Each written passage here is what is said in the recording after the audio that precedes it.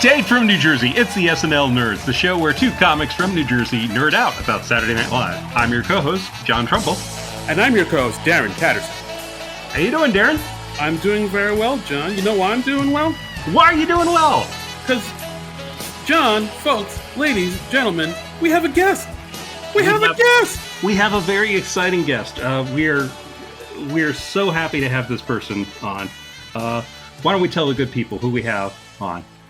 Folks, we have an amazing guest with us today. The man he works not only on Late Night with Seth Meyers and the Amber Ruffin Show, but he has been the cue card supervisor for Saturday Night Live for 30 years. I mean, the man's a legend. You know him, you love him. Ladies and gentlemen, it's Wally Ferriston, a.k.a. Cue Card Wally. Woo! Woohoo! Hey, guys, thanks for having me. And let me ask you guys a quick question. Now, do you guys normally have guests? Because you seem pretty excited to have me on. Be honest, I'm not your first guest, am I? You are not our first guest. We have had other guests. We've talked with a number of people who've written for the show. We talked to Hugh Fink just a couple weeks ago. I know Hugh Fink very well. Yeah, and but we don't have many people who are currently working for SNL. I think you might be the first. Oh, so I'm the first staffer that's still employed. Well, let's hope I'm still employed after this podcast, guys. So I mean, I think that's the reason why we're so excited to have you as a guest, because like we do have guests, but we are still surprised that people still want to be on this podcast. So that's why it's like, hey, he said yes to this. All right. No, I'm glad to do it. I'm glad to help out. My son is starting his own podcast, not SNL related at all. So I was a guest on that. I just try to help out where I can. I'm glad to be here, guys. Fire away with any questions you got for me. Okay. Well, I mean, well, first, why don't we give your son's podcast a quick plug? What's it called? What's it about? My son's podcast is called The High Club, and he talks about weed related things like weed products, and they get high and they do sports picks. Ooh. And I'm just so proud. I mean that seems like every father's dream. Yeah. And for me to be a guest on the show, well, you can't get bigger than that. Yeah. Sounds like you got a new Doug Benson on your hands. Yeah, he's having fun with it though. So thanks for the shout out. I'll tell him you guys let me give a shout out to it. Well, that's cool. That's cool. So check that out, all you weed aficionados in the audience. Yeah. I mean, there has to be a crossover between SNL fans and weed aficionados. Sure, I would think so. Yeah. I would think so. So, okay, well, I guess a good place to start, Wally, would be how did you get started in the cue card game, and how did you get involved with Saturday Night Live? Yes, that's a very good question.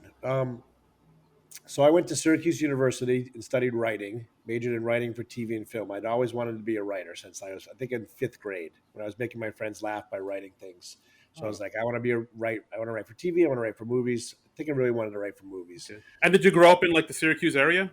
No, I grew up in rural Massachusetts, West Bridgewater, Massachusetts, southeastern Mass. Oh, nice. So when I graduated from Syracuse, I went to LA for 3 years and met a girl, and she didn't want to live in LA. She said, I was like, well, I need to be in LA or New York. Those are the two places I can be. And she said she chose New York. So I moved back to New York for her, and a year later we were broken up. But in the meantime, Chevy Chase story.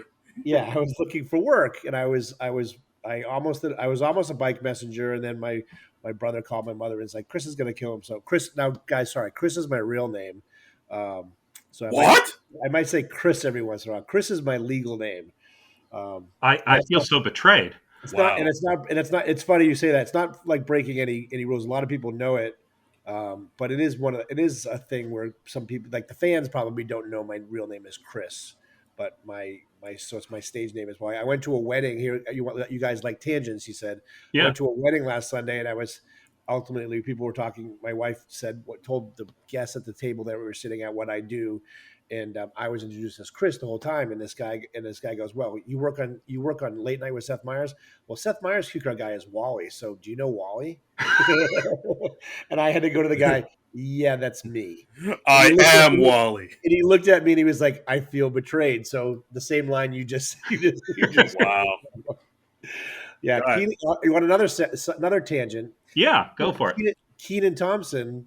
Someone called me Chris 8 years after we started working together. Someone called me Chris on the set, and he looked at me and he was like, "Why'd they call you Chris?" And I was like, "Well, that's my real name." And he looked at me like, "I can't believe we've worked together for 8 years and you never told me that."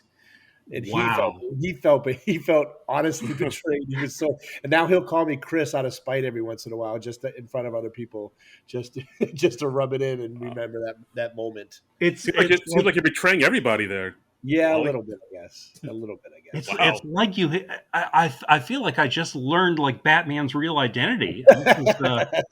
Yeah, wow. a little bit, and I liked Chris. I didn't like Wally because my brother named me Wally out of spite when we were kids. We shared a bedroom and I had asthma. So when I was sick, I would wheeze at night. So he would call me Wally the Wheezer, and it was a spite nickname, and I didn't like it at all. And of course, he was the older brother, so he would call me Wally when I went and made it to high school. So I was Wally to high school. I was Chris through Syracuse because my brother didn't go there. No one knew me from my high school. I was Chris in L.A. And then when I came back to New York, my brother reintroduced me to everybody as Wally, and I became Wally again after a 7 year hiatus. But let me just say, Wally the cue card guy is way better than Chris the cue card guy. I think you guys have to agree with that. It's it's catchier. It's a more Yes. distinctive name, and yeah, yeah. Yeah. I definitely see the appeal. So Yeah. it worked out well for Yeah. that. Okay. So it wasn't like an alias that you picked just No, for when you were featured on TV. no. So how I got so my brother was trying to, he was looking out for jobs. He at the time was what he was I think he had just gotten hired to write for the Letterman show. But he was a receptionist at SNL, and he knew a lot of people there. So he was just keeping his ear open for jobs. So he called me one afternoon and said, "We're looking for a cue card guy at SNL." And I was like, "Great. Did you give him my name?" And he was like, "No, I know how bad your handwriting is. Why would I do that?" And I was like, "Why don't you let the cue card guys tell me my handwriting's that bad, not you?" And he was like, "Oh, all right, great. Okay, I'll give him a call." So I went in for an interview, and basically the interview is you sit there. I do the same thing. You sit there for about a half an hour, and you print cards up, and you talk to the guys, and they can see first of all how your printing is, and second of all if they can stand being around you for a full day, because that's half the battle. Half the battle is they want your printing to be decent, but the other half is you're in these small quarters with people for like 10, 12, 14 hours a day. You want someone that you like. You're not going to want someone like, oh, I got to sit next to this guy for 14 hours. I'm going to freaking shoot myself in the head. Right. So they liked my personality, and they said they seen worse printing than mine. Okay. All So that right. was that was I my comment. I praise. Right. So I got the job, or I got the tryout. So they brought me in, and my printing really wasn't great. It was and for six weeks I printed sketches, and they didn't use my printing. I duped sketches, and they didn't use my printing, so that my colleagues had to pick up the slack. So I would dupe a sketch, and Tony Mendez, who used to run Letterman, who was running Saturday Night Live at the I time. remember him being featured on camera on Yes, Letterman. Yeah. yep, yeah. He was a real stickler, and he was like he wouldn't bring my cards out, let my cards go out to the floor because they weren't up to snuff. So think about that. So my printing wasn't up to snuff. So my coworkers, who I was trying to ingratiate myself with, had to print extra hard because Tony wouldn't use my printing. So the only thing that saved me, Tony wanted to fire me, and I think probably my colleagues wanted me fired too because I was making them work harder. The only thing that saved me was the first week he gave me 6 cards to hold for a sprocket sketch, and I was the only one holding them. It was the intro, and it was Kyle MacLachlan was the host, and um, my boss, the real boss, Tony's boss, stood behind me, and basically, if I screwed up, I don't know what he was going to do, pick up the cards if I dropped them, or do anything. But I held them perfectly, and I walked off stage, and this guy Kevin Kay said to me, He's like, that's the most amazing thing I've ever seen. He was like, the cards were perfectly still, but your entire body was shaking. He's like, I don't Wow. know how you kept them still with the way your body was shaking. But after that, the next week Tony gave me 3 sketches to hold. I think he was trying to get me fired. He's like, okay, if he screws up holding, we'll have to fire him. And I held on a ladder. I remember holding on my stomach, and then remember holding like 50 cards the second week, which I would never do to a new employee. I would, somebody that works for me for a year, maybe I'd give them 50 cards. I would never give them to their second show. And I held them all perfectly. And then I think Tony thought, oh, he's really good at holding. And I was really good at holding for some reason. I don't know why. Something just clicked in it, and I liked it, and I enjoyed it, and I was good at it. And he was like, I could use him on the floor because the other guys weren't as strong as I was, and it was just my second show. So that's what saved my job, was my holding skills rather than my printing. And then my printing got better, and Wow. I was using it. So yeah, And honestly, that seems like that would be a physically tough thing to keep your arms elevated for yeah. like 3 to 5 minutes at a time. It's kind of, it's really time. We talk a lot about timing and that kind of thing. And I was a decent athlete, so I think maybe my hand-eye coordination was just good because I played baseball and I played golf and I played tennis. So I think maybe just my hand-eye coordination was good, and that translated to holding cue cards. I don't know. I can't explain it. I was just instantly good at it, and I only got better at it. So it was a good thing. Wow. Wow. Yeah. Yeah. I It mean, sounds like it. Go ahead, Darren. well, I was gonna say, yeah, that is something that you don't think about when you're holding up cue cards. You figure, oh, holding up cue cards, how hard could that be? And it's like, no, you have to hold it perfectly still for a Yeah. long amount of time. That's really Yeah. interesting. Mhm. At least the card they're reading off, the top card that sometimes we'll hold 2 cards at once. That top card has to be as still as you can make it. And that's what helps the actors out. So yeah, I've worked on it, for 30 years. But yeah, it's a grueling thing. My body is over the 30 years, my body has broken down. For the last 5 years or maybe 6 years, going through the 30 years, I've had tendonitis in my left elbow, my right elbow, Oh, my left shoulder, my right shoulder. And now my right shoulder for the last 5 years, as soon as SNL is over, I go to a doctor. I get a cortisone shot in my shoulder, and then I do physical therapy all summer long to get ready for the next season. oh wow. Wow. So I feel like a pro athlete in the summer, just um, you know, regrouping and getting stronger Yeah. for the next season, only for it to break down again at the end of the season. But Oh, gee whiz. Yeah, that's yeah. man, I tip my hat to you, good sir. I can't like I complain when I have to like walk down 2 blocks and then my back is sweaty. Yeah, it's not as easy. I mean, it's just 30 years of doing it. It has a toll on your body. That's all. Yeah. Yeah. I mean, ugh, that's not something that that most people would think about. But No. I remember like years ago, uh, a friend of mine was they were having I think they were turning 30, so they decided to take a trapeze uh, course, Yeah. and they were up on a trapeze, and I was down below, and I was taking photos of them. So I'm keeping my arms hoisted up just to take the photos, and like my arms were getting sore just taking photos of like the people flipping Yeah. around on trapezes. I was like, Yeah. it's possible I'm a tad out of shape. Yeah. Yeah, Yeah. my So I arms. mean, the Yeah. beginning of this season must have been a real grind for you because they did a lot of shows back to back in the run up to the election. Yeah, it was a hard season. I mean, we had all that time off, with COVID, Hmm. obviously. So I had an extra long break from SNL that we normally don't have. But yeah, that run of shows. Well, when we had the finale and Chris Rock was there, I was talking to him, and I was like, I honestly don't even remember you hosting this year. That's how long ago he was like, I know. It seems like so long ago. And then when Yeah, someone was like, oh, all the Jim Carrey, when Jim Carrey was here and Alec Baldwin was here, I was like, that was this year? yeah, It was yeah. like I have the show was so hard to produce this year that I really feels like that was like 2 years ago. I I know what you mean. I mean, we were just like watching and reviewing the show, but I think we said something similar on our season 46 and review show Yeah. that the Chris Rock stuff seems like a million years ago. Yeah. It really does. It really does. I'm amazed. I'm amazed at it. But yeah, it was tough. It was tough this year. It was really tough. And how difficult how much more difficult did things like COVID precautions make the job? Unbelievably difficult. I mean, just the fact of wearing a mask and a face shield when I'm on the floor for, like for Saturdays, we're there for 14 hours and you're wearing a mask that long. That made it hard. Not having, I had, so we started the year, the first two shows of the year, the Q card guys, the guys that work for them, that do all the changes and all that stuff and do update. They were on the third floor of the building. Now we shoot in Studio 8H. That's the eighth floor. So Hmm. my guys were 5 floors away from me.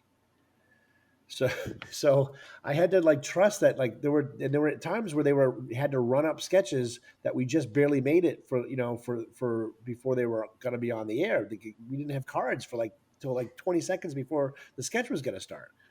So they looked at that and they were like, okay, we can't do that. That your guys are too far away. I was like, yeah, I told you that. I told them that. I go, this isn't going to work. So they found a spot for them on the seventh floor. So they were only one floor away, but still, that was still a challenge, where you couldn't make last minute changes as well as much as you could because they had to run them up. They had to run them down a hall, up some stairs, and then into the studio. So it was very difficult. Logistics were very, very hard in that aspect of it. Yeah. Wow. How long did it take you guys to figure that all out? I mean, we were working with NBC a lot, but it was, again, it's just like that's part of my job. It's part of what I think why I'm good at my job is like figuring out logistics and figuring out timing of things and how we can do things and how we can't do things. And it's just a matter of me looking at it and going, okay, let's try it this way. Let's try it. We can get 6 people in this room, 3 people to do changes on one sketch, 3 people to do changes on the other sketch. And there'll be me and the 2 guys that are holding with me up on the eight. And then if there's something that comes last minute, we can do the last minute changes up there before we go out, so we're closer to the studio. And it's just a matter of figuring that stuff out. And eventually, we figured it out. But it was not easy. Like I wasn't able to see a lot of the changes. I just had to trust my guys that the changes were going to be done right, and that writers were going to be able to check them because I was in the eighth floor and they were on the seventh floor, and I just couldn't run down there. So I just didn't. I just didn't go down there. I just felt it was better for me to stay up on eight if because cast members would come up and say, "Hey, can I see my cards?" or had a question for me. I wanted to be available. I didn't want to be somewhere where they couldn't find me. So we figured it Wow. out. Wow. That is something else. Yeah, it was pretty crazy. Wow. Okay. Yeah. Well, also, well, you've been at the show for like over 30 years, like like I said up top. So, I mean, what would you say would be like the biggest changes that's gone on throughout those years? Like, I mean, I'm sure the cue card game isn't the same as it was, when you first started in the '90s as it is Yeah, now. So, like, what I big would changes say have happened? I would say major changes have happened that have kind of changed things around there. One is the pens we use. We used to use these old Marsh 99 silver pens with these refillable that were refillable and that had these changeable tips on them that were very difficult to write with, and I think that's probably why my handwriting wasn't as good. They were hard to mold, and they were really messy. You filled them up. They look like little sticks of dynamite, like silver little sticks of dynamite, if you can picture that. Hmm. Um, and they were just hard to write with. They were really messy. You get ink on your hands all the time. And one of my guys that worked for me in New York went to LA for a couple of years, then came back and did help me out one week, and she brought back these pilot pens, these refillable pilot markers, super color markers they're called, and they print better than those old silver ones, and you can still refill them, but they're easy. They're not as messy, and they're less toxic. You don't get as much ink, when you're printing, which the ink is toxic that we use. So that's you got to be careful of that. That's why we use fans. So we all Because started. you're in an enclosed space Yeah, too. there's no windows, and we have to have fans blowing the ink, like away from the cards and stuff like that. So when we started using those, it was kind of a game changer because you could keep them in your pocket. You can, you use them if it breaks, you just grab another one. They're really cheap, and it was a game changer for me. And all my staff use them now. No one uses the old ones at all. So it was really that was a big change. That was a really really big change for us. And Uh, like how big of a staff do you have? You have like what, about eight people working under you? Um, for the company as a whole, no, I had about 20. That was when I was doing Conan. Conan stopped, and I stopped doing it out there. So now I have like a rotating group of like 15. A lot of them are part timers. That was someone would just work on Fridays, someone just work on Saturdays. Um, uh, but yeah, it's like a rotating group of 15 people that I can pull from when I need to. Okay. And Okay. the other big change was, and this was a change that came out of just a weird thing. So in the when I started there, and up until, I don't know, maybe the around 2000, I think. So I was there for like 9, 10 years. We would get the changes from between dress and air. We wouldn't get them until till the earliest we would get them is 11 o'clock, and sometimes we wouldn't get them until 11:15. Wow. Okay. So that's that craziness they talk about. Oh, you're going to be back in the cue card department. See the craziness when people come, when people come by and visit, and it's insane because we're trying to get cold open changes done in 15 minutes to be ready for the show. And it was crazy. The way it worked was Claire Shurry, who was the script one of the script people, she would get all the changes from the writers and then she would bring them all down, at least the first half of the show. And she'd try to get there by 11, but like I said, sometimes it was 11:10, 11:15, and we'd be like, oh man, this isn't going to be good. The panic sets in, and it was really, really stressful. But we get the changes done, so we kept that. We didn't think there was another way we could do it because that's when the writers get their changes in. So one year, one of the guys left. One of the staff left, and it wasn't my company yet. We were working for somebody else, and we all got together. And we were like, look, if we don't replace that person and work a little bit harder, um, I'll go to the boss and say we want to split this guy's salary, and each make a little bit more an hour. And everyone agreed. We went to the guy, and he was like, "Yeah, that sounds fine. If you guys can handle it, sure, perfect. He's not going to lose any money on it. He doesn't have to find a new person, so he was all good with it." So I went to script and I was like, hey, when do you start getting the scripts between dress and air? Is there a chance we might be able to get those a little bit earlier? And they were like, oh, we start getting them around 10 o'clock. And I was like, Oh. excuse me? Like, yeah, oh, yeah, they trickle in from 10, 10, 15. I go, why aren't we getting those earlier?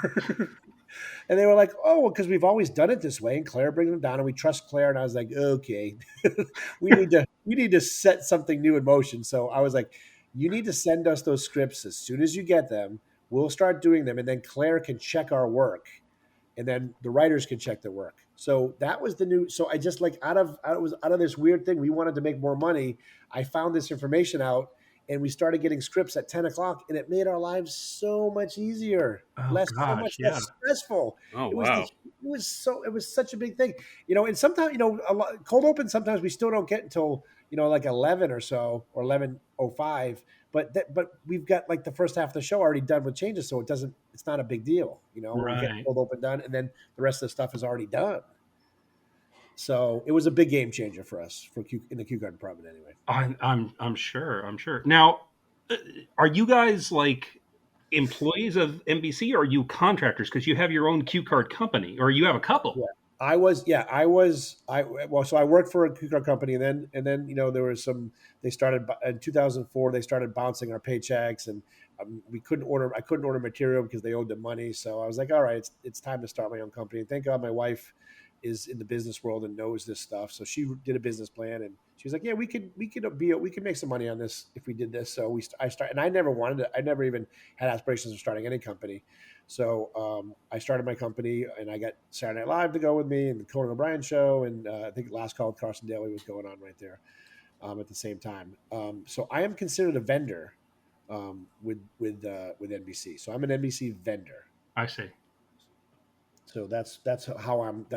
But I mean, basically have free office space in Rockefeller Center because I keep all my supplies there, and that's where we do all our work. So Oh, fantastic.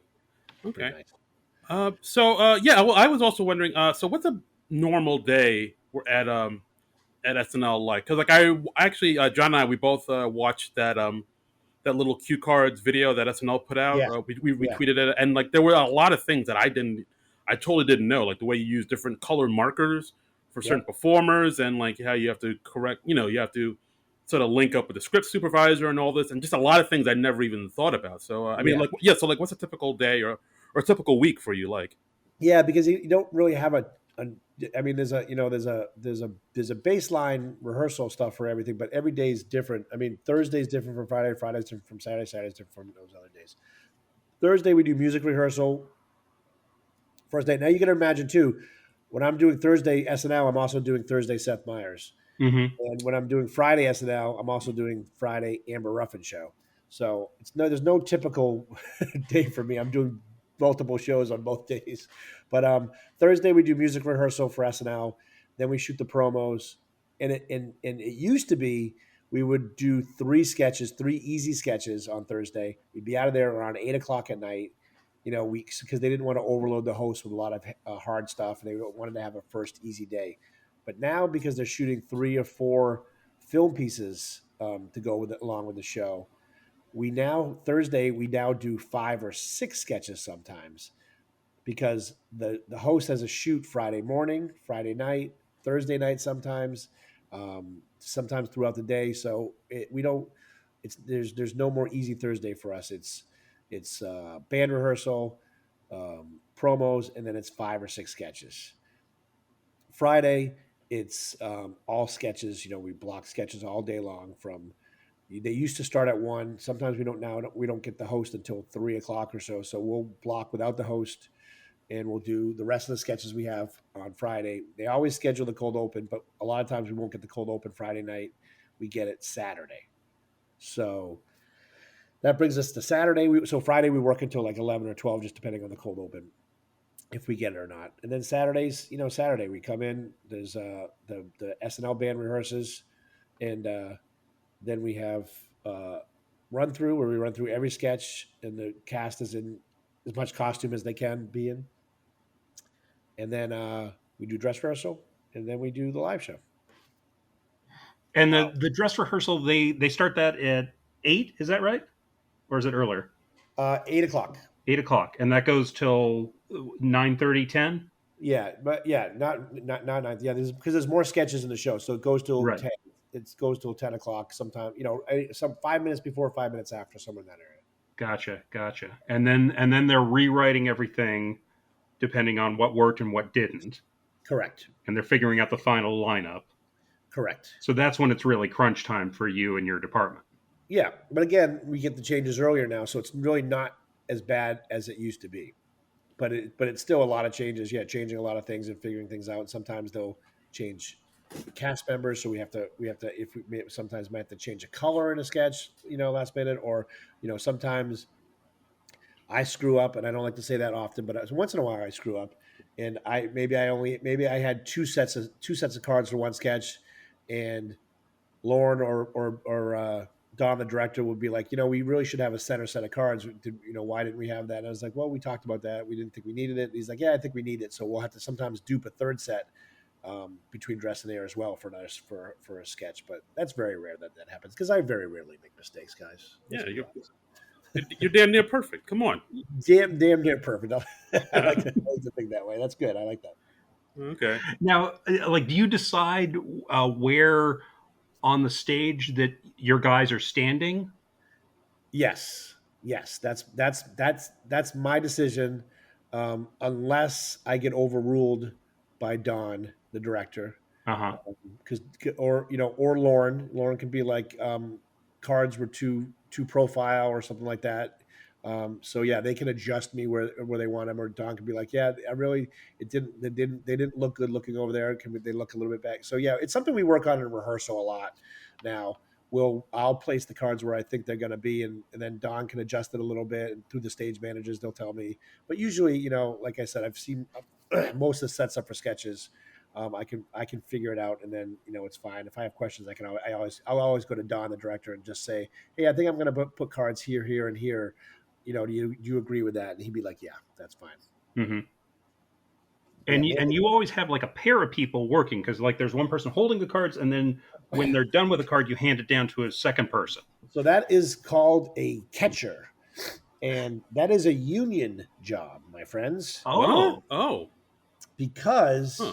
I am told back in the days of the first 5 years of the original cast, I was told, and I'm pretty sure this is true, that some of the cue carding, that actual holding, was done by union guys. Uh-huh. If there was two guys that did it, but if they needed like a third or fourth holder for something, they would give it to a union guy to hold. And when the job started getting too complicated for them to do it, you can't take a job away from a union guy in a union studio. Right. So they came up with the job, the catcher. So the union catcher, every card I pull in any of those studios I work at NBC has to be caught by a union catcher. Wow. How do we get that job? Holy moly! Yeah, I mean they're also help move the stage. They're moving the stages and breaking down the set, and then they'll break off a little bit before the other guys, and they'll come over so they're ready to catch. But you know what? I love it because it makes our jobs so much easier. Uh-huh. Especially if I have like a 60 card sketch that I'm holding. If I had to catch that myself, that's 60 cards that I'm holding for like 8 minutes, 9 minutes sometimes. If I have a catcher, it gets lighter and lighter each card I pull. So it makes my job way easier. So I love having a catcher there. It's great. Oh wow! Do And you, do you have like? Go ahead, Darren. well, no, I was just gonna. You said like a 60 card sketch, so I mean, that seems like a lot. Is like that the norm for a Now regular like normal 3/4 sketch, or normal would be is anywhere from 25 cards to 40 cards, depending on the size of the print of the host. If the host can't see very well, we have to print bigger. Then the obviously the sketches are longer. They're more cards. If the host can see and we don't have to print big, typical sketches like around 30 cards, I like to say. But some of those cold opens that we were doing, the political cold opens this year and the year before, when De Niro was in there, and some of them were 100 cards, and you jeez, couldn't. There was no point for me to break them because I was holding I remember one cold open where people were coming. It was on home base and Alec Baldwin was playing Trump, and people just kept on coming in like to see him. It was right? Hmm. Robert De Niro, and it was oh, I can't think of his name, but all these guest stars kept on coming in, and I was holding for everybody, and there was no break for me. I couldn't sometimes we can split the cards where I can do 50 cards and then turn around real quick and grab them from the floor and do the other 50. Right. But I remember this one cold open, there was nothing I could do. So I was holding 100 cards in my hand. Jeez. It was terrifying because I could barely hold them, let alone show the cast their lines. It was terrifying. And I remember, I'll never forget this. I remember this. So I held the 100 cards for air show, and I did it. I can't believe I did it. I went to go do the monologue, and I stand on a box over the camera. And Johnny, the crane cameraman, was a little bit higher than he normally is, and I have to hold my left arm, the same whole arm I was just holding 100 cards in. Um, Kind of when I pull that first card, all the weight's on my left arm, and it's the closest I came to dropping a whole set of cards ever in 30 years because my left arm was dead. It was just like dead weight from holding those 100 cards. I had no power in it whatsoever. I had to literally, I pulled the card and they started wavering. I had to grab it real quick, and I held it by the side of the camera because my arm was dead. It was completely dead. I couldn't believe it.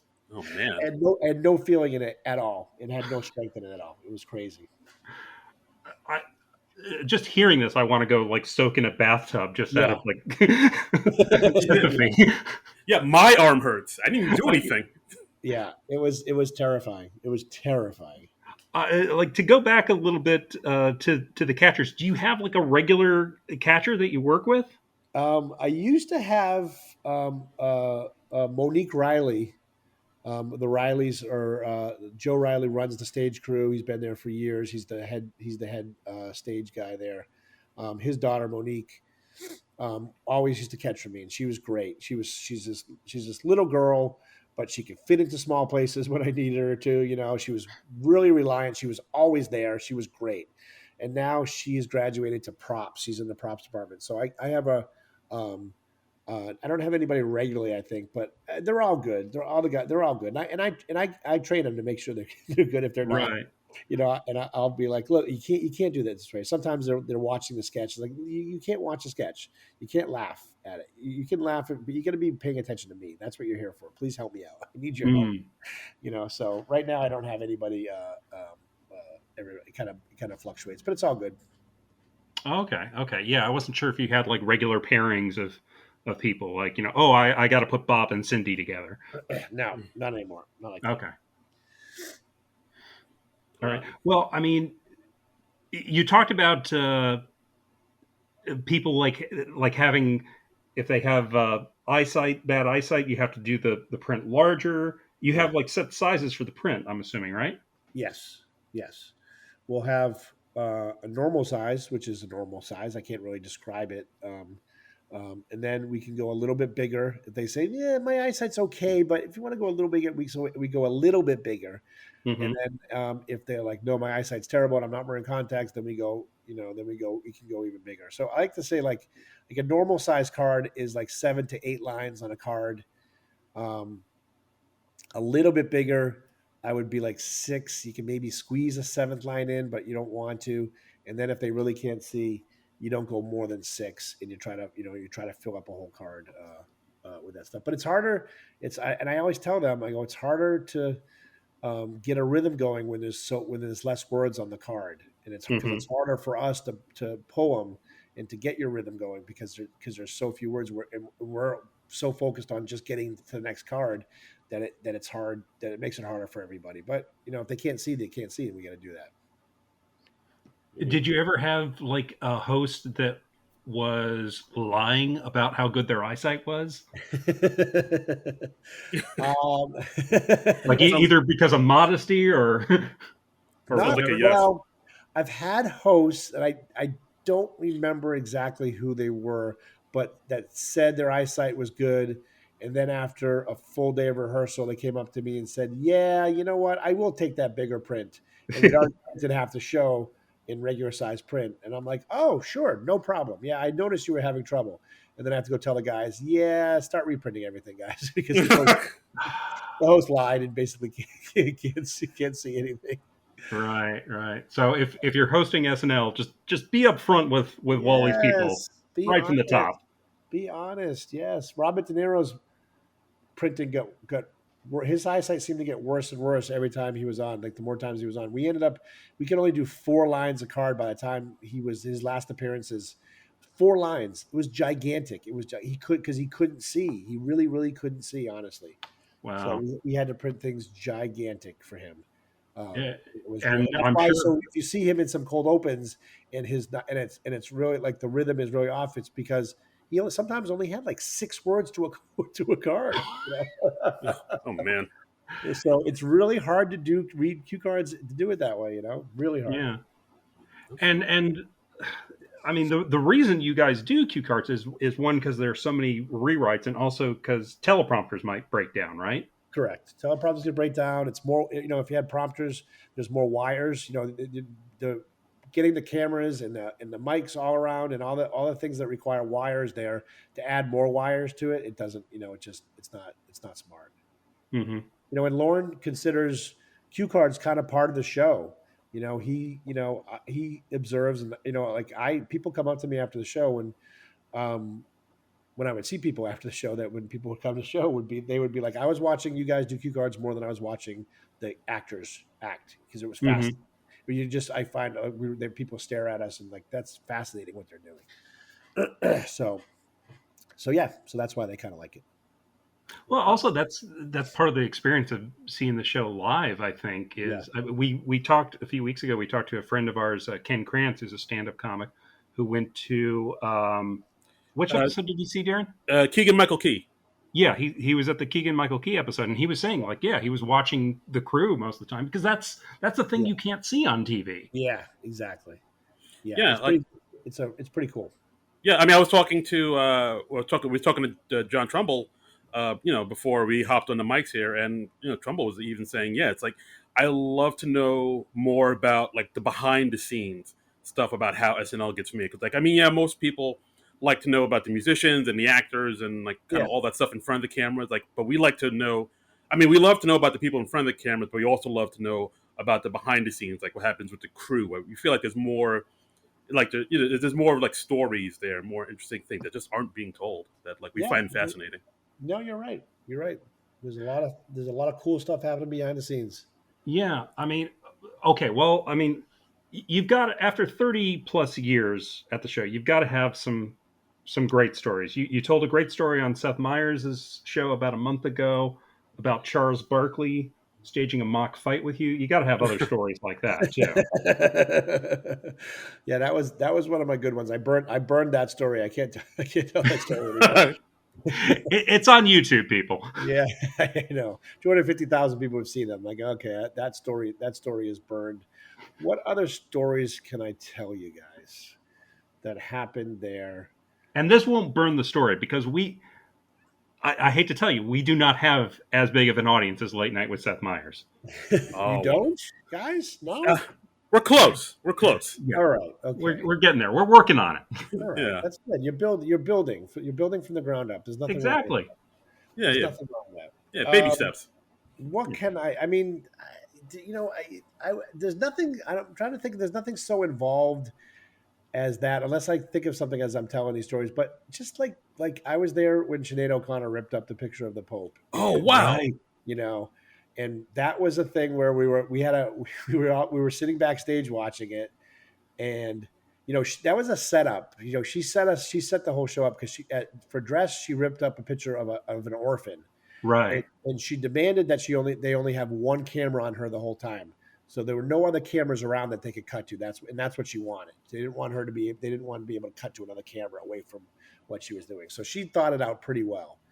And then when she ripped up the picture of the Pope on air, she did it, and the thing ended, and we had the control room on a mic, on a radio back in our area. And Davey, the director, this whole time director goes, "She just ripped up a picture of the Pope. I can't believe it." Yeah. We were all like, "Holy shit, that was amazing! That was crazy! That was awesome!" So, Yeah, so, so that's pretty rock yeah, and roll, actually. being there for that was pretty cool. Um, I was also what was I? That just reminded me of something. Okay.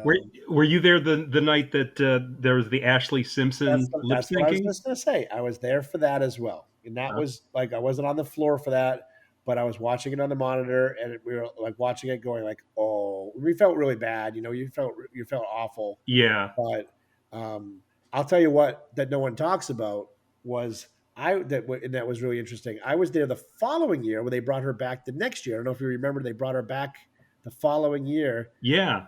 and I was doing her first song intro. I don't remember who the host was, but I'm waiting like the countdown. I look to my right, and there are both her parents standing, literally terrified. They looked like horror on their face, like, please don't let this happen again. Please don't let this happen again. Wow. So just like being in that, looking at her to my left, looking at her parents to my right, it was pretty cool and terrified. And she never really recovered from that. I don't think. I don't think her career ever recovered, if my memory is correct. Yeah, she Probably really. not. Yeah, Yeah. after that performance, it was kind of Yeah, not really. yeah. Yeah, it wasn't there anymore. Her So career. being there for like that instance, I was in a dressing room when Tina Fey met Sarah Palin for the first time. Seeing that interaction Uh uh, huh. was interesting. I was in a room where Jesse Eisenberg met Mark Zuckerberg. Jesse Eisenberg met I think it's Eisenberg. Right. Eisenberg met Mark Zuckerberg for the first time, and he was really nervous to meet him because he had just portrayed him in the movie, Right. so he was nervous about that. Just seeing that, just kind of being there for that. Um, one of my treasured memories is doing cards for Rudy Giuliani before he went crazy, and when he was mayor, and right after 9/11, when he opened the show after Right. 9/11, and the firefighters that came up from friggin' ground zero, and they still had soot on their uniforms and stuff. It was pretty emotional. Wow. Um, that was pretty. I'll never forget that feeling of doing that. Of doing that, Yeah. you know. Yeah.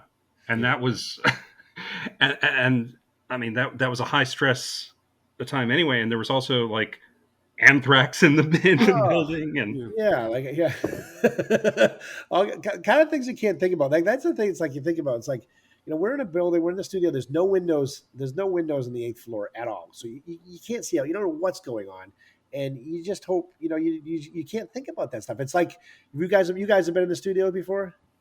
No, but we do plan on like going seeing the show All right. live. Have you been yeah, in, if you've been in any TV studio, you know all the lights that are hanging from the ceiling and stuff like that.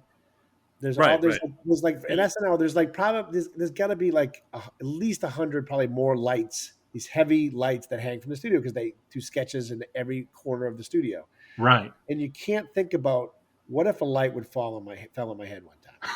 You know, Oh I boy. thought when I first started working there, I'm like going, what if a light that would kill me. It could decapitate me. It could slice my fucking head right off.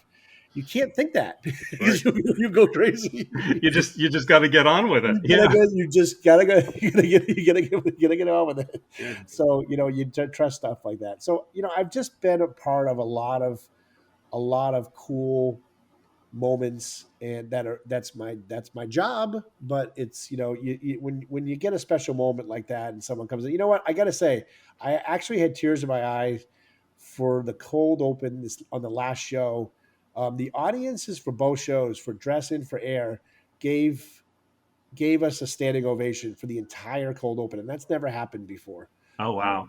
It's happened. We've had a couple standing ovations for certain things, but not for the entire cold open. And it was truly like they were thanking the cast, and I think they were thanking the crew for putting on a show this year under these tough circumstances. And it like people were crying, like the cast were crying. Jenna, of course, she cries at every. Jenna, the stage manager, she cries at a drop of a hat. But she was crying, and she was standing next to me crying, and that made me cry and Oh. get emotional. But I had tears in my eyes, and like I didn't have tears in my eyes when Adam Sandler came back to host, which I had been pushing for years and asking him, like, come back and host, you jerk. We worked together. We started together in 1990, and I was like, "Come on!" Every time I saw him, like, "When are you coming back and host?" He's like, "Come on, Wally." He's like, "If you want me to host so bad, just bring cards to my house in LA, and I'll read them for read them for you." I was like, Fantastic. "You're a son of a bitch. Come back." And then when he announced he was coming back to host, I was like, "Oh my god, I can't believe it!" And that was such a I was so happy, and we reconnected. Over that, and I have his. We exchanged cell numbers, and we text each other all the time now and keep in contact. It's so great. But when he played that Chris Farley song at the end of the show, like Right. people were in tears all over the place, and the whole cast came out and stood in the studio and watched it. But I didn't cry during that because I couldn't I couldn't screw up the card, so I was focused on holding him and making sure I didn't screw that up for him. That I couldn't cry, but I did cry. I had tears in my eyes for this last show because I think it was just such an emotional year, and it was Yeah. nice. It was nice seeing the appreciation from the audience for it. I mean, I think it's really a testament to the cast and crew is how normal most of the season felt just Yeah, watching it at home. yeah. Just We had a meeting in August, and Kenny Among, the producer, brought in most of the heads of the departments, and I was there. And he was like, "All right, we're putting a show on this year." He was like, "Here are the rules that we have to abide by." And and after they gave us all the rules, the COVID people were there, and Kenny and we were like, I can't do a show with three people, or originally it was like we were going to have one set of cards for each sketch, and mhm, all these things, and eventually Lauren kind of we bent the rules a bit. You know what I mean? There were some of the rules were bent to allow stuff like that, but it was Kenny was like, it's impossible for us to do this show under these rules, but we're going to do it, and that's basically what we did. It's amazing. It's amazing. And Lauren made a point to thank everybody between the meeting between Dress and Air was in the studio, and he every week was like, I don't know how you guys are doing this. You're doing a fantastic job. Keep up the good work. It's amazing that we're able to do this. Thank you so much for what you're doing. And we get it. We did it. We survived. It was amazing. It's fantastic. All right. Yeah. Well, so now you've been on the show for over 30 years, and you mentioned you seem to have a bit of a kinship with Adam Sandler. Yeah. So I was also wondering, like, is there anybody else, like, as far as the cast goes, that you maybe have you were able to build a friendship up with, or even just a cast member that you really like loved and admired and like really looked up to in a way that Yeah. I mean, when you saw them perform? yeah. Horatio Sands and I are pretty close. Oh, nice. Um, we became friends. We become friends, and I do his podcast when I'm out in LA. I haven't traveled out to LA in a while, but I've done his podcast like 3 times. We have a lot of fun. Bobby Moynihan and I are very close.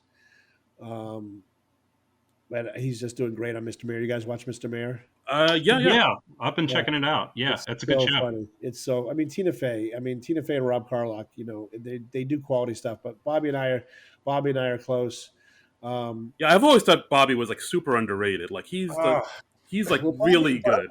he was a huge SNL fan before he came in. Like, and I knew that because his first day he came up to me and he introduced himself to me, and he was like, "I have one of your cue cards hanging on my hanging in my apartment." And What? yeah, and I was like, "Really?" He was like, "Oh yeah." He's like, "I'm a big fan of yours. I'm a huge fan of the show. I can't believe I'm here." And he would get a sketch on the first season, and he would take the entire sketch of cards home with him. Every sketch he got on that first season, I think he has in his house or in a storage unit somewhere. I don't know if his wife, now that he has a kid, is letting him keep him, but he has thousands of cue cards now. I That, respect that. I yeah, respect that. That yeah. is very So cool. so it was really cool. So me and him got along right from the start. And Keenan Thompson and I, he's been in so long that we have a true friendship. I think that like after the end of each season, I'm like, "You coming back next year?" He's like, "I'm coming back. Are you kidding? He's like, he just like how lucky we are to work on a show like this for so long. You don't take that for granted, you know? Oh, that's Yeah, fantastic. That's Yeah. that is great. That is great. wow. Yeah, so I And don't know. I mean, I mean, I'm close with other people. I'm close with a lot of other ones too. When they come back, they always can make a point to say hi. But I think the first cast that I was with, like Sandler and Farley, unfortunately, he's not around. But Tim Meadows and David Spade, they're all good friends. yeah, yeah, yeah. It seems like those guys Yeah, bonded quite a bit. they Now you did. mentioned something that is like a common thing that you do. You give cue cards to hosts after they host the show, and like I know Seth Meyers has. He said he has a cue card from his last weekend update hanging in his dressing room, and that became like a sideline for you. Yeah, I mean, this I don't charge them for it. Right. If a host wants a card, like I'll ask them. Like I can, you can tell if they're a fan of the show, if Yeah. so I'll just say to them after, "Hey, do you want do you want any cue cards as keepsakes or souvenirs? Do you collect that kind of stuff?" And a lot of them are like, "Oh my god, yes, I can have some." I'm like, "Yeah, are there any specific ones you want, or we just put together a package for you?" And they're like, "Oh, put together something for me. That's great." So I'll usually give them the whole monologue, and Right. then I'll take like 3 or 4 cards from each sketch, and I'll throw in a live from New York at Saturday night in there, and then I'll get their address from the talent department, and either they ship them or I ship them out to them, um, and then they have a nice package of cards, and it helps them remember the show and um, the memories there. So. It's a really cool thing. Yeah, and then cast members will come by and say, "Hey, can I grab a card from my sketch or this card from the sketch?" And yeah, and writers will come by and grab cards sometimes too of a funny joke they wrote that they want on a card. And yeah, it's a cool thing. Do you ever have like two people battling it out for the same card? No, because usually we have do 2 or 3 sets of them, so that usually there are 2 or 3 they can choose from. So if 2 people want the same card, they can do it. If it was a monologue where there's only one set of cards, then yeah, then sometimes there's a battle for it. But I don't get involved in Okay. Now, another interesting thing is that you've been featured on camera quite a fair amount over that. the years. How did that get started? And you're also featured on Late Night with Seth Meyers on a Yeah, more fairly on regular Seth. basis I now. haven't been on SNL. I didn't think I did. I haven't been on SNL this year. I haven't been on in a while. It's just one of those things where, um, again, cue cards opposed to teleprompter. It's another person that's in the eye line of the actors, and you're there, and a writer sees a chance to use you uh, in a joke, then he's going to use you. Especially if he knows I can deliver a punchline, Hmm. or a setup, or whatever it is they want to do. So, yeah, I think my first thing was I was in that Steve Martin singing. Not going to Uh, phone it in tonight. Yeah, not going to phone it in tonight. I was in that. He said, "Mr. Cue Card guy, put your cards down over there," and that was me, a young Wally at 25 years old, I think, or 26. Wow. Um, and then, yeah, they started using me and stuff, and it was, I mean, I, yeah, it was, not only was I working on SNL, but I was acting on SNL too. So I acted in high school plays, and I didn't have big aspirations to be an actor, although I did audition for things before I got the SNL job. But because I always wanted to be a writer. But all comedy writers, I think you guys probably know this, want to be on camera too. That's part of Right. that part of the gig. So yeah, so they put me in that, and then then I started doing stuff on Last Call with Carson Daly when he was shooting that in 8H. And then Tina Fey left, and she was nice enough to write Wally the Cue Card guy as their Cue Card guy on 30 Rock. So I was in a bunch of episodes for 30 Rock, and and then Seth has been using me, and he used me a lot in the beginning of the run, and then when Trump came in office, they stopped doing as many silly sketches. I stopped being in less, but now I've had a resurgence. They put me in one closer look, and I've been in, now I'm like I'm on like sometimes 2-3 times a week, and I'm now being considered talent from the show. So I have to get tested like talent does 3 times a week, so I could be on without a mask. And I'm on because I'm doing stuff on the Amber Ruffin show too. She's putting me in sketches as well. Ooh, Wow. nice. This is So your. I'm doing that, and then the movies, the 2 movies I've appeared in. I don't know how good your research is. Do you know the 2 movies that I've appeared in as myself? Oh, Oh, I do not. You've stumped the band, I think. Oh well, okay. So they shot. I should have been three. They've shot two of the movies were shot in 8H, and one of them I was taking my kids to Disney World for the first time when they were younger, and my wife said, "You are not going to Disney World with your kids to be in that movie." It was a Robin Williams movie, Man of the Year maybe, where he ran for mayor of New York, I think. Oh yeah, I think he ran for. Did he run for president in Maybe he that? ran for president. Yeah, maybe he Yeah. ran for president. And they shot a scene when he was on Weekend Update, and I was asked to be in that, but I had to give it to my other guy, the other QCar guys, because I couldn't be there. I was going to Disney World with my kids. But I was in Man on the Moon when Jim Carrey played Andy Kaufman. Oh whoa. wow. And if you go back and look at that movie, when in the early scene when he's on SNL, I play a QCar guy from the '70s with a perm, curly hair, and really bad clothing, really bad '70s clothing. Nice. I get directed by the great Milos Forman. Milos Forman directed me. He was giving me direction. It was awesome. It was unbelievable. Oh wow. And so we can see you on camera in that scene. Yes. I'm assuming during the Mighty Mouse scene. Yep. Yep. You can see me on camera. For the intro to it. I forget the comic that intros Andy Kaufman. It's Richard Belzer in the Richard movie. Belzer, correct. So I was holding cards for Richard Belzer for the intro, and you can see me holding the cards for that. Wow. And then the other movie was very recent. It Ah, was a, it Ooh. was a And it's I, shot in 8H. no, this was not shot in 8H. So the other two were Okay. shot in 8H. This was shot in Brooklyn. I shot for 9 days in a studio in Brooklyn. okay, I guess. I was on camera for 9 seconds. A Star's Born, maybe. No, that's a Ah, good. I was actually shot in 8H, but they did not use my good friend Bradley Cooper did not use cue cards. I was shot of the cue card guy, which I kind of gave him but Bradley Cooper was a producer on this show uh huh. on this movie. Hmm. It won an Academy Award for the actor. He was Hmm. in makeup for some of it. Hmm. American Hustle. The Joker.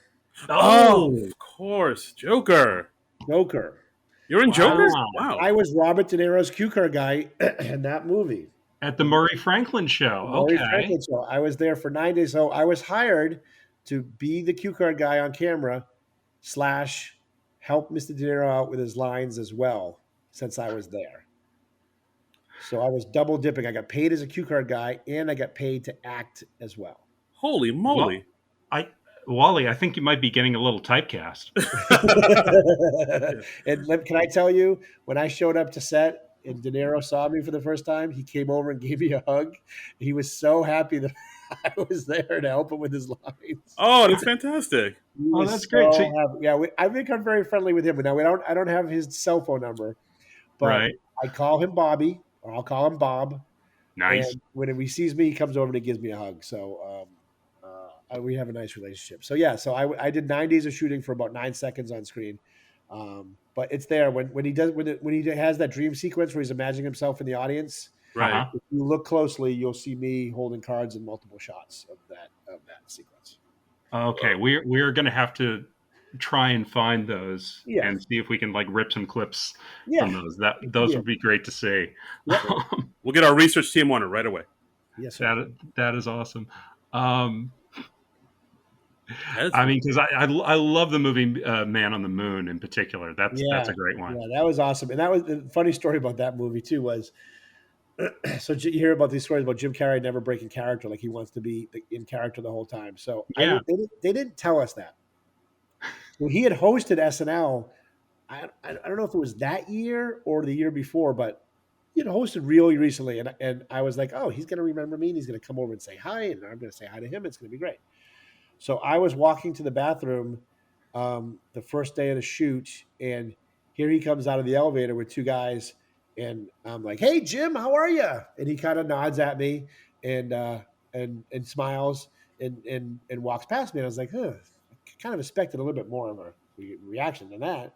And then, like 10 minutes later, they tell us, "Oh yeah, don't forget, Jim Carrey is not Jim Carrey. He's Andy Kaufman. Don't right. press him as Jim. If you don't talk to him unless it's Andy Kaufman, he's going to respond as Andy Kaufman, blah, blah, blah. And I'm like going, you couldn't have told me that 15 minutes ago. Where as soon as he walks in the elevator, I go, hey, Jim, what's up, buddy? Like, who's Jim? Yeah. Yeah. I meant to ask him about that, see if he remembered that. But when he was here doing Biden, but it never came up. We were too, Yeah, a yeah. little bit too busy to talk Well, about that. they released a lot of that behind the scenes footage, like a few years ago. I'm forgetting what the documentary was called. Oh yeah, right. I meant to watch that actually. I meant to. It's good. It's on Netflix. It's worth Was it seeing. was it good? Yeah. Yeah, it's worth seeing, and maybe I'll watch it again and see if you pop up anywhere in Yeah. there. Yeah. Interesting. Um, that is really cool. There's one behind the scenes SNL person I think we have to ask you about. Darren, do you know? Oh, are you talking about Joey Mohawk?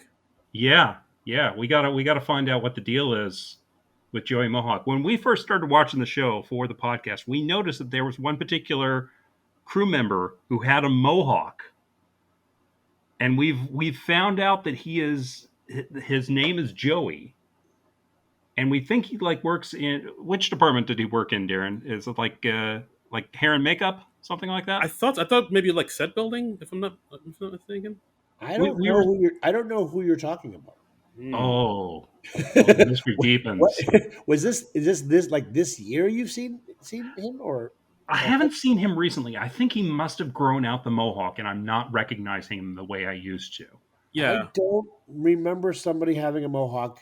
But if it's, I mean, if it was a stage crew person, I would probably know them. But I would think a hair person would be more likely to have a mohawk than somebody else. But you guys have stumped me because listen, too, there's like I think 300 over 300 people that work on that show Right. that go in and out of the stuff. And if it's stuff you're seeing, like so stuff you're seeing like between like commercials, like those shots of like the set setting up, is that what you're Yeah. talking about? Like that yeah, kind of yeah, exactly.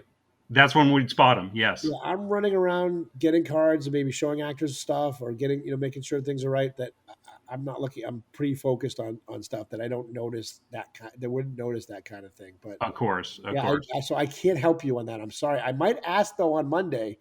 Um, I will ask on Monday when I go to Seth. That's tomorrow, right? Yeah, I'll ask on if I'll ask about that and see if I can get some info for you.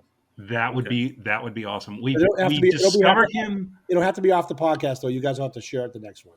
Got it. Yes, yes. Done. We first noticed him the first year we were doing this podcast, which was season 44 of SNL. Like so, Okay. this would have been 2018 going into Okay. 2019. All right. I'll ask the crew. I'll ask the crew guys that I see tomorrow, and then Yeah, and one of our friends from one of the other SNL podcasts, he was at either the taping or the dress for the season finale, and he confirmed that the gentleman's name was Joey. So we've been calling him Joey Mohawk Right. ever since. He started out as Mohawk Man. Well, yeah. And yeah, we've been unpacking this like it's the Zapruder film. It's really funny, but it just shows you how big of a show production that it actually is. When I've been there 30 years, and I don't know who you're talking about. And listen, I know a lot. Everyone knows me. Everyone's like, "Hey, Wally, hey, Wally, hey, Wally," and it's like, and I know maybe I gotta say, I maybe, and then I feel awful about this. I maybe know 30% of the people's names Wow. that work on the show because there's so many people that work on it, and everyone knows me, and I'm just not good with names, and I'm good with faces. I'm not good with names. I'm the exact same way, so I can totally sympathize with you there. So with that many people working on there, I sometimes don't know your name or remember their names. But I'm going to investigate this for you because now I am fascinated by this as well, and I Oh. will get to the bottom of this. Yes, we got a man on the inside, Darren. Nice, we did it. I'm all in. I'm all in, boys. This is awesome. This is awesome. Oh, this is fantastic. Yeah. So also, Wally. I mean, we should also bring up the fact that during the lockdown, during the pandemic, you started a little thing where you were giving or selling Yeah. personalized cue cards. That's how I kind of came into contact with you because I'll put it up on our social media accounts. But yeah, I reached out to you and had a live from tape from New Jersey SNL Nerds cue card put up. Yes, this is the plug part of the podcast. I love it, guys. This Yes. is Cue Cards by Wally was something I thought of a year ago, a year and a half ago, and my wife, who's in business, poo-pooed the idea. She was like, "No, I don't think so." No one will be interested in that. She wasn't ready to help me. She wasn't ready to help me with it. That was the problem. And then she we were sitting on the couch 2 months into the pandemic, and I was like, I was sitting on the couch. She was working hard. I was just sitting on the couch for 2 months, and she just said, she's like, "I'm getting the itch to start another company." And I was like, "How about Cue Cards by Wally?" And she was like, "What's that?" I was like, "Remember the idea I pitched you a year and a half ago, where I do personalized cue cards for people because I can't do cue cards now for celebrities?" And she was like, "Now is the perfect time for it." She basically did it as easy as possible because I was like, "I don't want to do a lot of work with this. I just want to just start doing cue cards for people. I don't want to do a business plan, and I don't want to do this. I don't want to start a website." And she's like, "We'll do a minimal viable product," which was basically, she's like, open up an Instagram account and open up a Venmo account, and then you're good. And that's what I did. And then I did a podcast and I got some orders, and then I got picked up on local news. Started doing some press. I was on the Today Show, and next thing I know, I had 350 emails of people wanting cue cards in like a day. Wow. Wow. Yeah. So Just like in a matter of months that happened? it was a slow roll, and then it was a slow roll, and then I had to get permission from Lauren and NBC to do it, which I got. Uh-huh. And then I was like, Did you have to get that in writing or no, I had to talk to NBC lawyers, and I had to what I could do and what I couldn't do kind of thing, and so no copyrighted material, and I can't say that they're SNL cue cards. Oh, sure. It's Wally doing cue cards, not SNL. And I got that permission, and then I did the local NBC News. The guy saw it somewhere, and then from that, Carson Daly, my buddy who I used to do cue cards for, basically did 30-second ads for me for free on the Today Show the next day, and I went from 20 emails a day to I got 350 in like a matter of 4 hours or something. Whoa! Wow. So I had an instant success, and I was instantly in the weeds, instantly like, "Oh no," because I do this all by myself. And my wife's like, "Well, can we help you with this?" I'm like, "No," because I'm basically doing everything. I'm answering the emails, I'm approving the messages, I'm writing it in my notebook, I'm collecting the money, I'm getting the addresses, and then I write the cards. I take a picture with the card, and then I address the envelopes, and I bring it to the post office myself. I just didn't. I trusted myself to do it. So it's a one-man job. So, but it kept me busy. Listen, it gave me a reason to get up in the morning, and I did it all day for for 3 or 4 weeks, and then it slowed down a bit, and then it picked up again. And after my Seth appearance, I had another big resurgence, and I'm doing a whole bunch right now, so it's great. Well, that's great. What sort of stuff do they ask you to do? Is it quotes from sketches, or is it from for Yeah, special a lot of occasions people like want weddings or? a lot of people want that, but I can't do quotes from sketches. I can't do live from New York and Saturday Night. I can't do anything that was on the show. Any words that were on the like I strictly on see. the show. You can play around with it though. Like that's why I can do live from Livingston. It's Wally Ferriston's house. You can Uh huh. do. It's not live from New York. So and I can't do live from New York. So I can do live from New York City, or I can do live from Brooklyn, or wherever. But yeah, people want lines, and then like people love Stefan, so they wanted these Stefan lines. And I can't do a Stefan line. Write your own Stefan line. So people are being creative, and they'll write their own, thing that that relates to them, like to their marriage or their wedding, or Hmm. stuff. And you can get around it that way. But it's just been great, and people have flipped out over them. And I'll do a video if you want to pay more. I'll do a video where I show myself writing the card. One of my son or my wife will tape me, and I'll write out the card, and then I'll talk about a cast member, favorite cast member, or I'll talk about stuff that you want me to talk about. And it's just a lot of fun. It's connecting with and my wife calls it building my brand, and I'm building my brand very well, she says. So I take that as a thing. But I love it because the feedback has been just fantastic, and people absolutely love them, and it's great. That is cool. That is cool. I didn't know you had that copyright complication, but that makes total sense. Yeah, yeah, and it's not like something like, and like it's not like something that's I don't think I would be sued over, but I don't want them NBC to say, yeah, you wrote this and you probably shouldn't have, you probably shouldn't do it anymore if you can't control.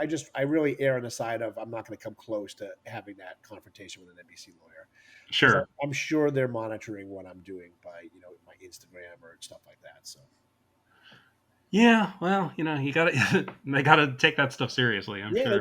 they do, and I take it seriously as well.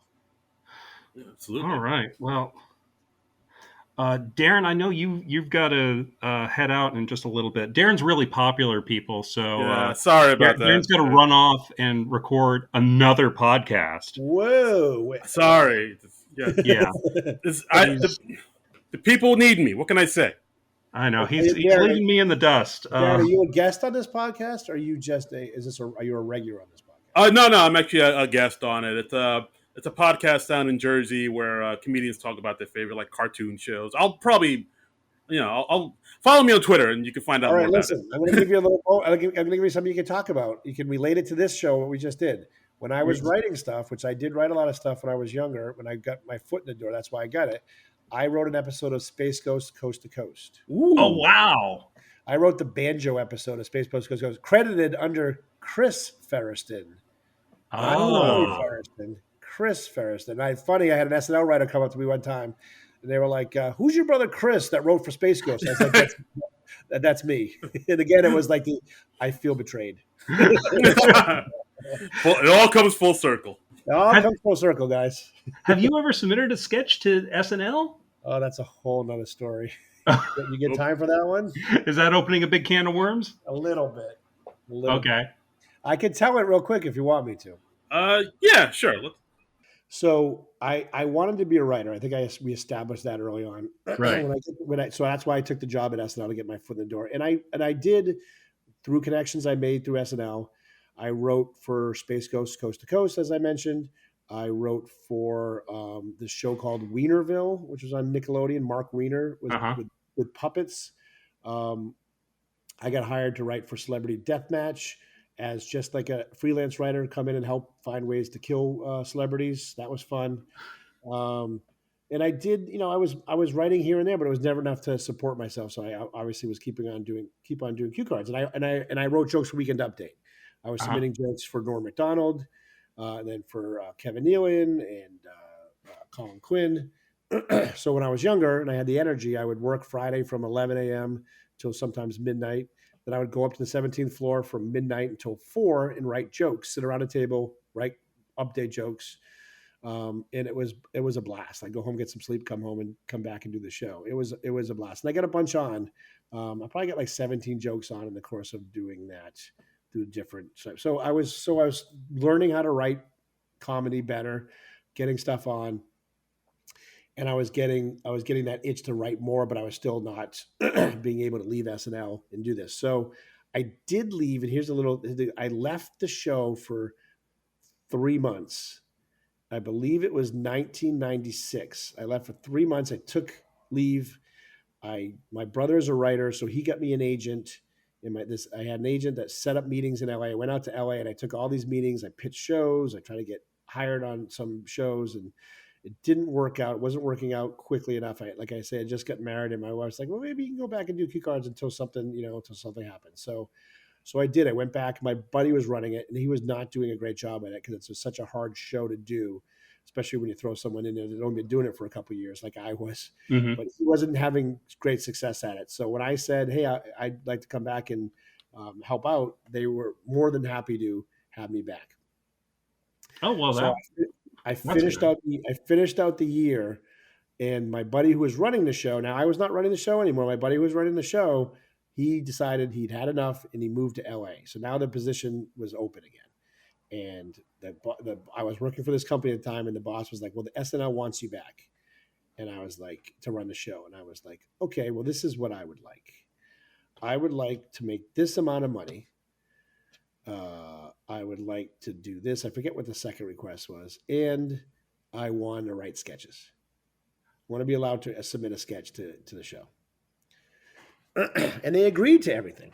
That's great. I mean, Amazing. because you're Amazing. negotiating from a position of power, I guess. Oh, without a doubt. They saw what life was like without Wally. And like Steve Higgins says it to me to this day. The best move you ever did was leave for 3 months because they saw what life was like without you, and they did not like it. Wow. They did not like it. So I had some power. So I was like, all right, let's time to ask. So Mike Shoemaker, who was a producer at the time, was like, look, okay, we're going to agree to everything. And we have a new cast coming in. That was the year that Will Ferrell and Amy Poehler, all those guys came in. Remember, I don't Yeah, remember. that was like 95. Like the Yeah, last time like Lauren really remade the show. the entire cast came back. So yeah, my years might be off. I said I left in '96. My years might be off a little bit, but yeah. So yeah, it was he remade the show. It was an entire new cast. So Shoemaker said to me, he's like, "Look, Lauren's approved this for you doing it. We have no problem. Can you?" And it was a lot of new writers. Can you let us get the first half of the year under our belts, get a rhythm, let the guys get a rhythm, and then we'll let you start submitting in January. And I was like, fine, that's perfectly understandable. So I was the cue card guy for the first 4 months, and then at the last show for the Christmas show, Shoemaker came out to me. He's like, "All right, you can submit one sketch per week, starting when we come back in January." And I was like, "Great." And I go, "What happens if it's good enough to get on the air?" He's like, "Well, then we have to we have to talk about it because you're not in the union. I wasn't in the union. Uh-huh. We'll figure that out. If you get a sketch," he was kind of like, "No, let's not get ahead of ourselves. If you write a sketch good enough, then we'll figure it out." So And I you was like, weren't "Well, in like pitch meetings and things like that, I guess. not in the pitch meetings. I was allowed to submit one sketch to the head writers, who were, I think, Fred Wolf and Steve Higgins at the time. Uh-huh. And if it was good enough, they'd put it into the read through. If it wasn't good enough, they weren't going to put it into read through. They weren't going to embarrass, the cast or me. They were like, Mm-hmm. if it's good enough, we'll put it into read through. And I was like, well, what if I start writing sketches and you want to hire me in the show? Like, do I have to do cue cards and write? Like, no, if you're a good enough writer to be in the show, we'll find somebody else to do cue cards. And I was like, really? Will you though? I was like, anyway, yeah, I was getting a little ahead of myself. Right. So I wrote my first sketch, and it was called The Wine Taster. Okay. And it was actually, it was not called The Wine Taster. It's based on, sorry, my memory is going back. It was called The Urine Tester. And it was, it was about a guy who was a world-class wine taster whose wife and son are killed by a drunk driver, an athlete drunk driver, who decides to change his line of work to become a urine tester and test athletes' urine to find drugs in their urine. But is he like tasting it like wine? He's tasting it like wine in a wine glass. So he's putting it in a wine glass. He's swishing it around. And now, some other cast member pitched this idea, and they did a version of this idea years later. Now, I'm not saying he took it from me because it was years later, but something like this has appeared in Dress. I don't know if it ever made it to air, but this was an idea that I had in the 90s, well before this guy was probably even in his teens. But anyway. So I submit the sketch. I'm bartending. I'll never forget. I'm bartending, and I get a call on my cell phone. I would just get my new cell phone, and it's Fred Wolf and Steve Higgins. And they were like, we got your sketch. Did you write this? And I was Uh-huh. like, no, I stole it from somebody. Yes, of course I wrote this. And they're like, all right, it's good. It's really funny. We're putting it in read through. Come make sure you're at read through tomorrow. So you can get notes if it makes it on the air. And I'm like going, holy shit. I can't believe this. And I get there on Wednesday and I'm told, and I've never been to a read through before. And I'm sitting there and there's 40 sketches. And I'm like, how does this work? And they're like, well, they put they put the top 10 sketches, the first 10, and then after that, it kind of is like a hodgepodge of sketches, But they put the best at the top just because they don't want to start, like they want the host to see something, good. Right. And mine was number 9. Oh, My sketch wow. was number 9 out of all the other writers, and all of a sudden, I'm like, wow, holy shit! Like they really liked it. So they read it. It goes over fairly well. Like I don't know what's good or bad at a read through table. I have Yeah, no idea. it's tough to know Nothing, how to gauge. nothing to judge it. I thought it should have got more laughs. It didn't get as many laughs as I thought. But again, it's a first draft. Whatever. I don't know. I don't know how it's going to go. I get a call. No, I don't get a call. It doesn't make it in. I go to work on Thursday. It's not in the show. So I'm like, oh, I was disappointed, but I was like, it's hard to get a sketch on. It's my first sketch, whatever. And Yeah. my shoemaker came up to me, and I'll never forget. He was like, your sketch was in and out 3 times. We ultimately was not in the show because the censor was worried about the host drinking urine out of a wine glass. That's really obviously what it came down. We were trying to push because that's the whole funny part about it. Yeah. They thought censor wise people would be grossed out by that and it wouldn't be as funny as you think it's going to be. And ultimately the censor won over the producers. And maybe they weren't pushing as hard because it was me, because it was my sketch. I don't know. But Yeah. Yeah. but the note I got was Shoemaker said, Lauren told me to tell you the sketch was funny. Please keep on submitting them each week. Wow. So that honestly sounds really good for how your about first that? time So, out. yeah, now I'm like over the moon. I'm like, great. I go, now I'm kind of find my footing. I wrote a sketch the following week. I did a Danny Aiello was hosting. I did a spoof on Do the Right Thing where I had him playing different characters. I forget the whole thing, but he was playing different characters in the spoof of Do the Right Thing. And he was on different sets, like 2 different sets. And Mhm. I specifically wrote that the sets have to be on each far side of the studio. So we'd have to run from one set to the other and then run back to the other one. And halfway through the sketch, he's like, why are the sets so far apart? He's out of breath and he can't even say his lines. Right. Kind of a breaking the fourth wall where he's like, why did you put the set for the other one so far apart? I can't even breathe. So it was a whole big thing. That almost made it in as well. I was told that was in a couple times. It was really funny the way that thing ultimately didn't make it in. But again, I'm getting really good feedback on stuff, and I'm writing by myself. I'm not on 17 working with the host and other writers. I'm by myself in my apartment, just coming up with ideas and submitting them, which is difficult because you're not collaborating with anybody. Yeah. Yeah. You But don't have somebody to I didn't bat have it up anything to against. run things off of. I was just what I think is funny kind of thing. And then I think my third one wasn't as good, but still made it to read through, and it was received okay, but didn't make it in. And then Mike Shoemaker for the 4th show pulls me aside before the 4th show and goes and says, "You're not allowed to submit sketches anymore." And I was like, "Why? Thought things were going okay."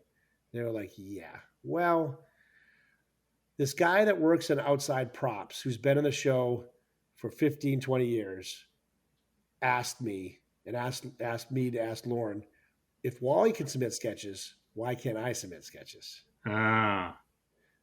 And I was like, and you told him because he's not funny and I am and I can write and I went to school for writing. You told him that and like, no, because he's been here for so long. We can't tell him that. Lauren just said, shut Wally down. We can't open this up for people can start submitting sketches. So now no one besides the writing staff are allowed to submit sketches. And that was that one guy. And I'm not going to name his name, but I consider him a mortal enemy to me. He shut down. I mean, I could be right. I mean, I might not have the cue card career I have right now, but I might be writing for SNL still or writing for a major show if wow. not That's for that guy.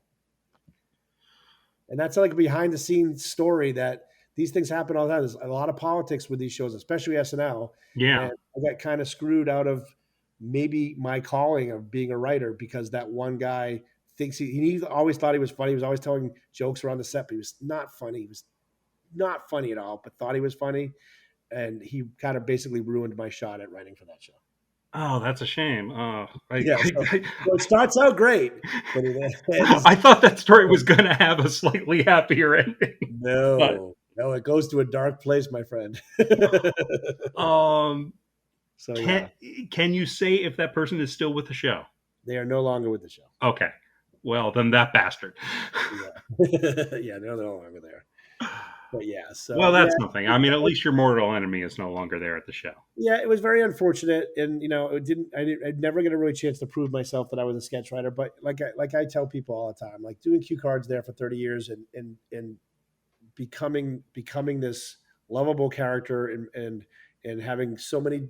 I think I probably have had more in diverse memories and more better experiences with celebrities and cast members and people that I work with that I ever could have as a writer.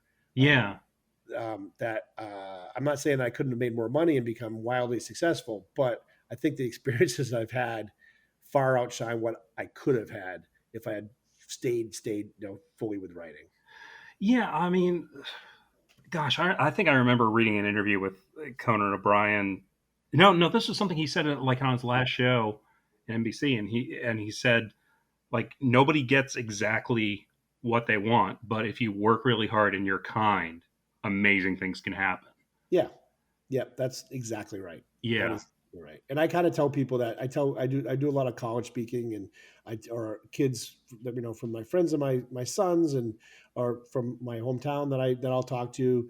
I just tell them never take a job that you don't think is right for you. Especially if it's your first job out of college, take the job because you never know what it's going to lead to. That might be the perfect job for you that you don't know, or it might lead to your perfect job that you didn't know hmm you were good at. Because I didn't know didn't even know what a cue card was when I was in college, but it turns out that doing cue cards was probably my perfect job, and I found it, and it found me, and it's led me to a career and situations that I've never could have imagined, and it's been a wonderful journey. yeah. That is something else. Yeah, I mean, it is like a very cool job. Like, yeah, I mean, of course, it is a job. You're working hard at it, obviously, yeah. and there are difficulties, and I'm sure there are certain bits of drudgery, but it's a cool job still. At the end of the day, It's a cool job. Yeah, it's a cool job. All right. Well, I feel like that's a good place yeah. to I think leave it. I think your instincts are right. Yeah, yeah. So, okay. Well, thank you so much for taking the time, Wally. Darren and I really enjoyed this, and it was so much fun. Uh, let's do a little more plugging for you. Let's. Where can people find you on social media? Can they find your website? Yeah, on Instagram, Q Cards by Wally. On Twitter, Q Card Wally. And if you want to go for Q Cards, qcardsbywally.com. You can order cards there, or you can email me at qcardsbywally@gmail.com. That's ultimately where I get all the orders from. Definitely willing to work with you on what you want on the cards. I'll help you out if you don't know what you want to write. But yeah, Yeah. send me an email. We'll chat. And I answer all my emails too. So it's not. I get I get emails sometimes. Like say Wally or Wally's team. Can I have this? It's like there's no Wally's team. It's me. It's Wally. I'm answering all the emails by myself. So if you want to say hello, tell me about yourself. I'd love to see. I'd love to hear about you as well. Yeah, and he does answer his emails promptly. We were going back and forth a lot this week, just settling everything with the booking, and yes, he does answer promptly. I do my best. I do my best. So don't be afraid. No, reach out. I'd love to hear about your story. And if you want to follow the SNL nerds on social media, well, right now the SNL Nerds Show Twitter account is unfortunately suspended. Therein lies a tale. I'm not going to get into it this time. What did you do? Yeah, tell me later. The Reader's Digest version, I did something stupid and the account was automatically shut down. Yeah. Okay. It's not that interesting a story. I didn't like say anything heinous or nothing like that. It was just like an automatic thing, and I'm waiting to hear back from the Twitter people. Did you call John Hamm an asshole? Is that what you did? I did not. I did not. I mean, he and I we have other beefs, but Okay. Well, John Hamm's a great guy. He's a great guy. So that's probably why.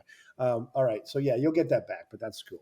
we will get that back. And but you can in the meantime you can follow us. You can follow me at Trumbull Comic. That's TRUMBULL and the word comic on Twitter. Darren is at Darren Credible. That's Darren and the word credible. And we'll be back next week. We've got a really cool guest for you next week. We're going to be watching the movie Beverly Hills Ninja with comedian and freelance SNL writer Mike Lawrence. So check that out. That'll be next Monday. So until then, nerds out! This has been a non-productive media presentation. Executive producer Frank Hablawi. This program and many others like it on the Non-Productive Network is distributed under a Creative Commons Attribution Non-Commercial No Derivatives license. Please share it, but ask before trying to change it or sell it. For more information, visit non-productive.com.